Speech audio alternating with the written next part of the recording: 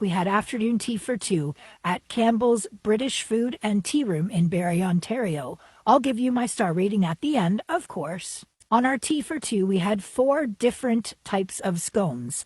1 plain scone, 1 cheese, 1 raisin, and 1 cranberry. I think they should have asked us which flavors we would have liked, and the menu did in fact say that it would have been a choice. However, luckily for them, I love cheese and my husband loves raisins, so it worked out. The scones were served with real clotted cream, hip hip hooray, and of course jam.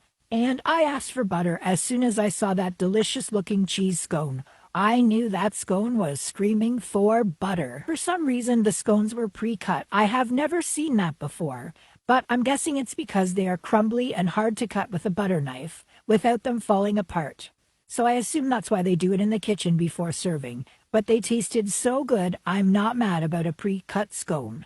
They were cakey and they were flaky. The bottoms were a little bit crispy. Overall, they were really, really delicious.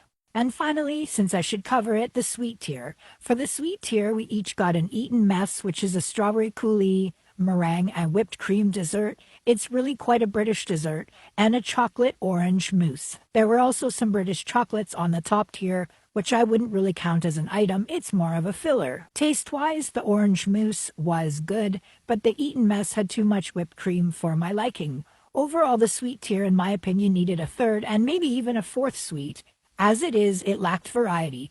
Both of these items were creamy, there was no bite or crunch, and, well, overall the sweet tier left a lot to be desired, especially given how ample the savory tier and the yummy scones. During our visit, our afternoon tea experience cost $39.50 per person, which is fine and in line with other Ontario tea rooms. In addition to serving afternoon tea, this location has a lunch menu and a bakery case with meat pies, etc., and a bit of a British goods shop in the corner. Based on the use of space, I definitely say they're interested in focusing on food service here. Overall, there is some room for improvement here, which I think the new owners will make in due time, with customer feedback. At this point, based on the experience we had on this day, my Queen of Afternoon Tea rating is 3, maybe 3.5 out of 5 stars, which is pretty good for a newly taken over business. Have you been for tea in Barrie? Is this a place that you would go to? Save it for later and follow for more tea time content.